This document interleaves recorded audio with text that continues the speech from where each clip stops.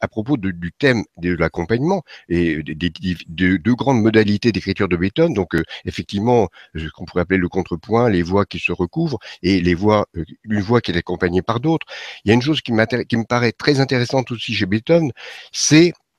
cette volonté de créer l'unité dans la diversité.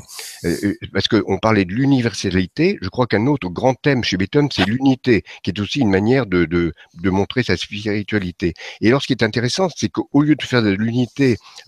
lambda, comme en faisant un accompagnement bien lisse par rapport au thème, très souvent, Beethoven adore prendre un thème et avoir un accompagnement extrêmement différent. Par exemple, un thème lisse et un accompagnement rugueux. Et ça, il y a un mouvement d'une des sonates, je crois que c'est l'opus 28, il me semble, enfin, Yves-Henri nous dira, mais à plusieurs reprises, on arrive comme ça à avoir un thème extrêmement fluide, lyrique, et dessous du staccato, et il y a vraiment deux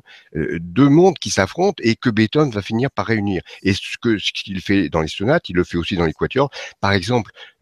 encore une référence à la spiritualité, le sublime mouvement lent du 8e quatuor que dont Beethoven a dit que c'était une méditation sous le ciel étoilé, commence par une sorte de thème en chorale qui lui aussi commence par une superposition des voix, il y a une sorte d'introduction, les voix se réunissent avant de parler, et puis le thème, ce choral commence à se déployer, et sous le choral, il y a un motif un motif rythmique qu'on n'attendrait pas là, et qui justement, au lieu de d'être enfin, il est hétérogène par rapport au thème, mais au lieu de le gêner, lui donne encore plus